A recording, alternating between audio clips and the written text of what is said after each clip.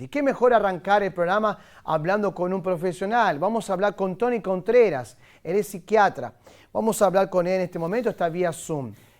Tony, ¿cómo te va? Buenas noches. Hola, ¿qué tal? Muy buenas noches a todos. Gracias por estar acá con nosotros, muy amable.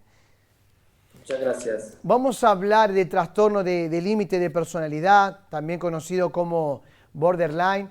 ¿Y cómo podríamos definir qué es el trastorno de límite de personalidad? Bueno, yo creo que lo primero que hay que definir sería qué diferencia existe entre una enfermedad y un trastorno, ¿no? Eh, una enfermedad tiene una etiología, o sea, tiene una causa determinada. Nosotros tenemos una causa concreta. En cambio, cuando hay un trastorno, es como que la causa concreta no se conoce del todo, no está muy clara. Entonces, esta es la primera diferenciación que toca hacer, esta es la primera diferenciación que toca de pronto admitir. El trastorno de la personalidad viene siendo un patrón, que es un patrón perdurable, ¿sí? De experiencia interna, es un patrón perdurable de comportamiento que se repite y que se desvía de las expectativas o de lo que nosotros esperamos de la conducta del individuo en la cultura donde se desenvuelve. Bueno, tiene diferentes características el trastorno límite de la personalidad, también llamado trastorno borderline. Se llama borderline y esta clasificación la hicieron hace muchos años. Está muy discutida esta clasificación debido a que en realidad hay dos diferencias cuando hablamos de estructuras psicopatológicas, ¿no? Están los neuróticos, que se supone que los neuróticos somos la mayoría, y están los pacientes que tienen problemas psicóticos, que son los pacientes que tienen alucinaciones, que son los pacientes que tienen delirios, ¿sí? Son los pacientes psicóticos. Entonces, cuando hablamos acerca de los pacientes borderline o límite de la personalidad, se supone que son pacientes que están allí, como en la raya.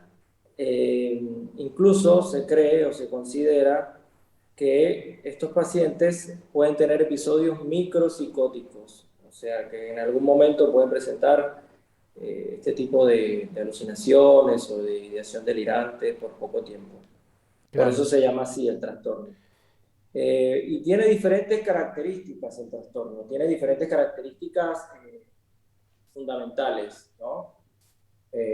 Lo principal, lo principal en este trastorno es que, por ejemplo, los episodios de depresión y los episodios de ansiedad son frecuentes. Estos pacientes con mucha frecuencia tienen esto repetidamente, eh, episodios de ansiedad y depresión, pero son más exagerados de lo que podríamos tener cualquiera de nosotros en cualquier situación. Ellos es como que lo multiplicáramos, es como exagerado un poco estos ataques de depresión y de ansiedad, ¿no? Entonces Ahora, por eso se llaman neuróticos. una pregunta, Tony. ¿Y cómo es que comienza ese trastorno límite de la personalidad? ¿Cómo es que comienza todo eso? Porque hay personas que quizás están mirando ahora el programa y preguntan, ¿cómo yo me doy cuenta si padezco ese trastorno de límite de personalidad? Bueno, tiene diferentes puntos diagnósticos, ¿no? Dentro de ellos están, por ejemplo, las autolesiones. Y esto es muy frecuente en los pacientes con trastorno límite de la personalidad.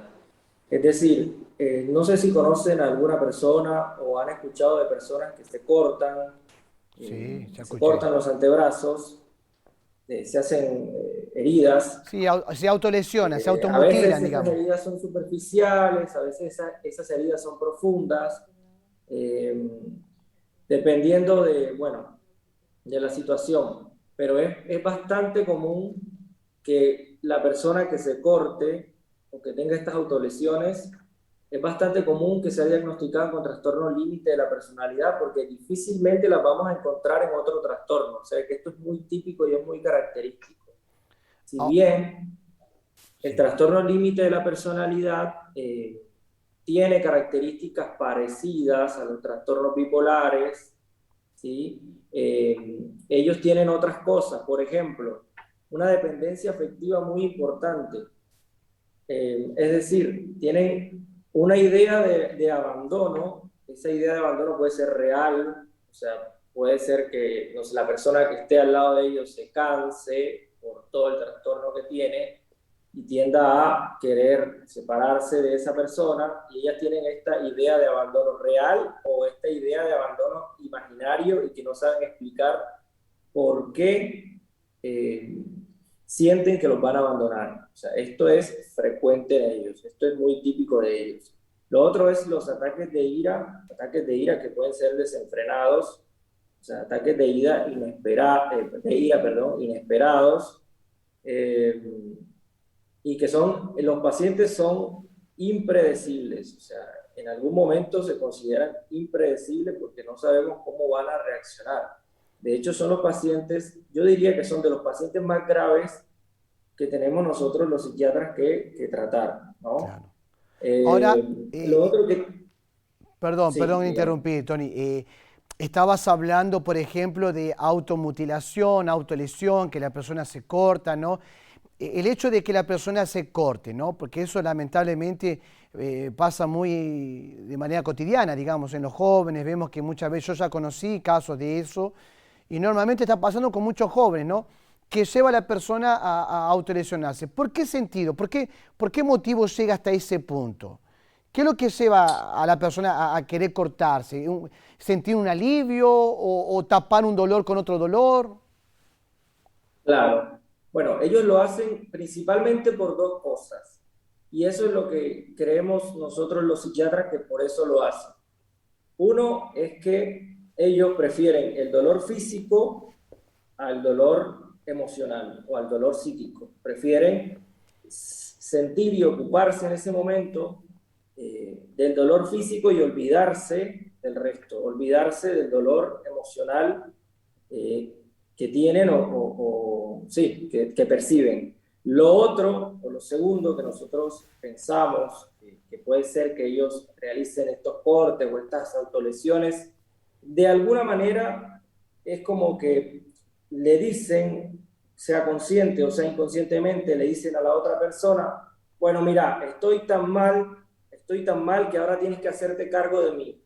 Estoy Claro. tan mal que mira cómo estoy de mal, mira cómo estoy sangrando, o mira cómo tengo esa herida de grande, y ahora te tienes que hacer cargo de mí. Entonces, es como es por esas dos cosas, o por cambiar el dolor psíquico por el físico, o para decirle a la otra persona, mira cómo estoy de mal, y bueno, alguna Es como si ganancia de fuese, esa enfermedad obtienen, es como si ¿no? fuese un grito de socorro, ¿no? Un grito pidiendo ayuda. O sea, esa actitud del hecho de que la persona se corte es como diciendo así, estoy pidiendo ayuda, o sea, estoy pasando por una situación difícil. Y yo creo que Tony, muchos padres se ven identificados cuando hablamos de este tema, ¿no? Claro que también pasa con gente adulta, ¿no? No queremos dejar pasar desapercibido a los adultos, pero sino también en muchos jóvenes que tienen esa reacción, ese comportamiento, y es una situación que para los padres es como que se le va de las manos, ¿no? ¿Y qué ayuda podemos, a qué profesional podemos recurrir cuando un familiar, una persona padece con este trastorno límite de personalidad?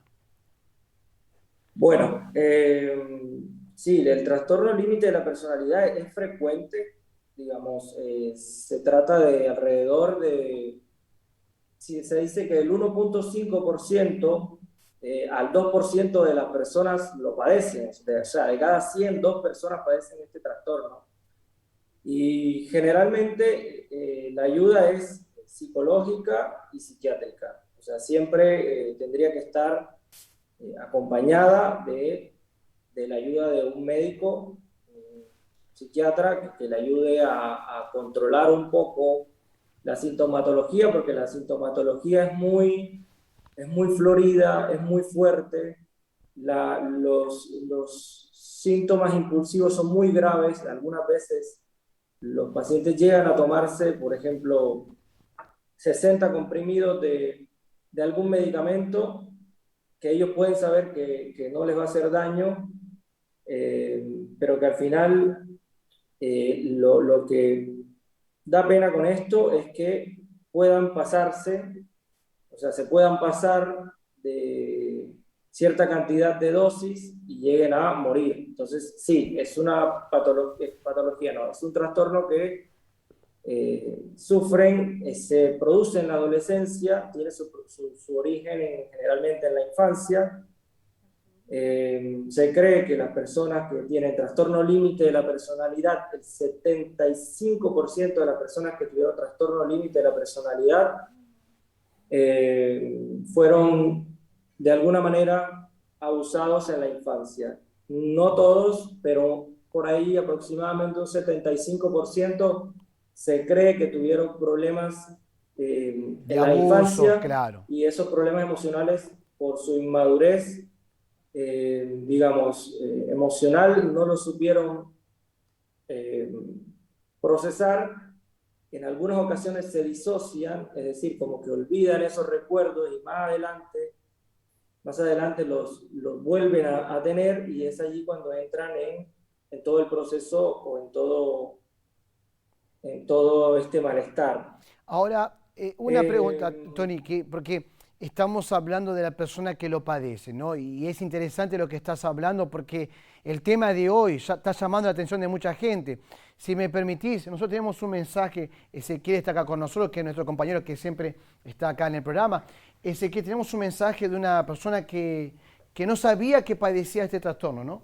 Así es, ella escribe así, Tony, mira, dice, soy de Tucumán, me llamo Ángeles, buenas noches, estaba escuchando todos los síntomas y me siento identificada, siento que no me puedo controlar y tengo mucha ansiedad, me gana demasiado. No sabía que era un trastorno, así nos escribe ella. Es sí, fuerte, sí, ¿no? sí. El mensaje. Es muy frecuente, en realidad es muy frecuente, y lo vemos nosotros, lo vemos en realidad, lo vemos en las clínicas, en los hospitales, lo vemos a diario. Eh, Otro de los síntomas que los pacientes presentan es esta sensación de vacío vital, ¿no? Esto es muy frecuente en ellos. Es decir, como que por ahí por algún momento se aburren, por ahí pueden en algún momento estar bien y dicen, bueno, yo estoy bien, pero siento como que me falta algo, como que tengo este vacío, no puedo soportar el aburrimiento o no puedo soportar el estar sin hacer nada, por ejemplo.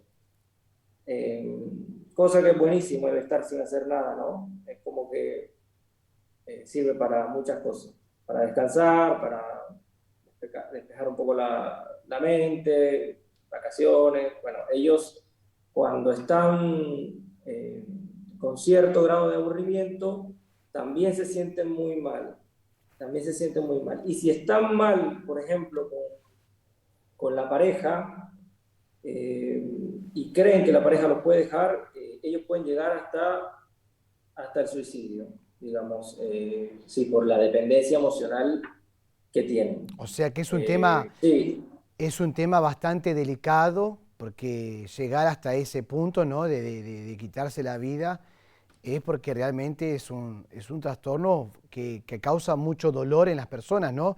Estabas hablando, Tony, de esos síntomas, ¿no? De la persona que lo padece. Y yo quería hablar también para el lado de la familia. Por ejemplo, cómo se puede, digamos, lidiar en el caso, por ejemplo, de los padres que tienen a su hijo que quizás lo padece ese trastorno? ¿Cómo se convive con una persona así? En el caso de los padres, ¿cómo pueden ayudar, cooperar para que sacar a su hijo, por lo menos para que esté un poco mejor, ¿no? bueno, es complicado, no es Sí. tan fácil, porque muchos padres, digamos, vienen de años de estar detrás de sus hijos, haciéndoles tratamiento. Yo pienso que lo fundamental en esto es la psicoterapia. Eh, yo creo que psicoterapia, lo ideal en estos pacientes sería 3 veces por semana.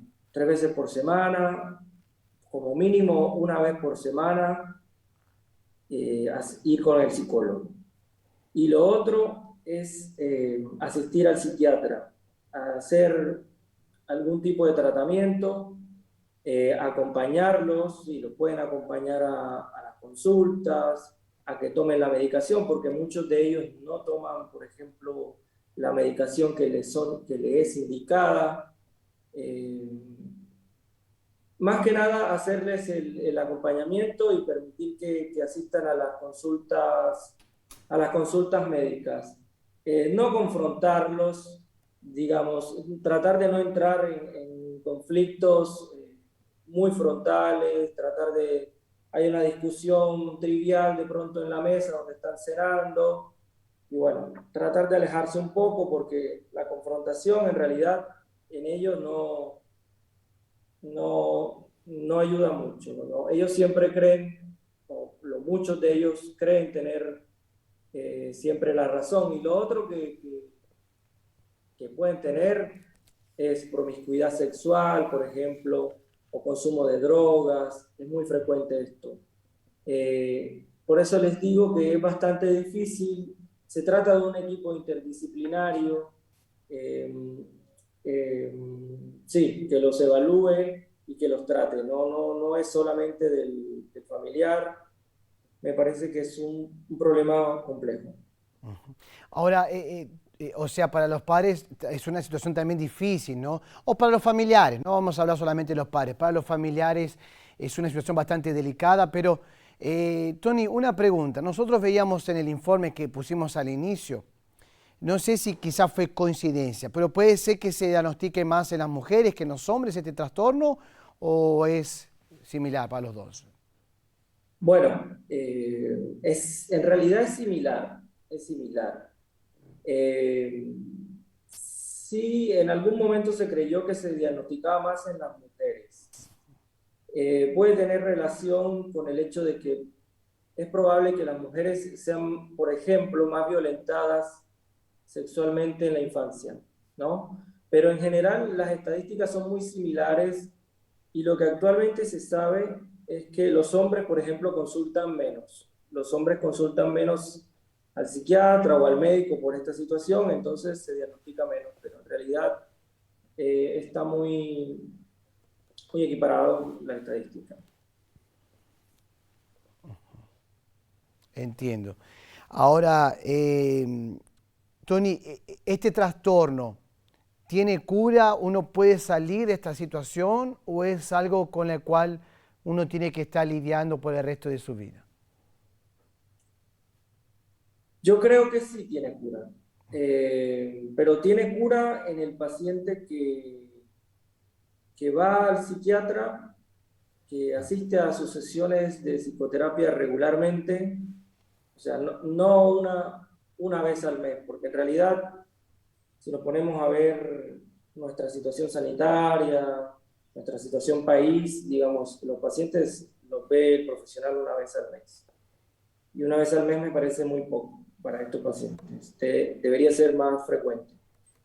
Y es un problema crónico. O sea, si no se asiste puntualmente, o si no se asiste cuando se debe, digamos, esto es un problema de no acabar. Esto es un problema, digamos, muchos terminan muy mal. Muchos de estos pacientes eh, no llegan hasta cierta edad, pero bueno, depende también de la familia, que tengan una familia continente, que es difícil que estos pacientes tengan una familia continente. Es más probable que tengan una familia disfuncional. Pero yo creo que sí se puede salir de esto. Si aprendemos a pensar, hay terapias para esto, terapias cognitivo-conductuales, que son las terapias que más tienen aprobación científica. Aprender a pensar, o el diálogo interno, aprender a cambiar un poco el diálogo interno que tienen estas personas. Pero eso me parece que es muy lentamente, y bueno, O Todavía sea, no conozco, tiene su sinceramente proceso, ¿no? todavía no conozco la primera paciente border que se ha curado, pero creo que sí se puede. Qué bueno, qué bueno. Es bueno escuchar también eso, Tony. Queremos agradecerte tu participación acá en el programa con nosotros, por las orientaciones que nos dabas, que mucha gente, están llegando muchísimos mensajes, Tony, tenemos otras personas más en línea que van a dar su opinión acerca del tema, pero queremos agradecerte, muchísimas gracias y bueno, hasta la próxima, ¿por qué no? Bueno, muchas gracias. Muy amable. Solo quería decirles que si les parece, estoy disponible para cuando me necesiten, no hay problema. Y bueno, quería darles mi Instagram, que es psiquiatra TC, o sea, @psiquiatra TC. Allí me pueden seguir. Bueno, muchas gracias. Muchas gracias, muy bien, perfecto. Hasta luego, Tony, muy amable.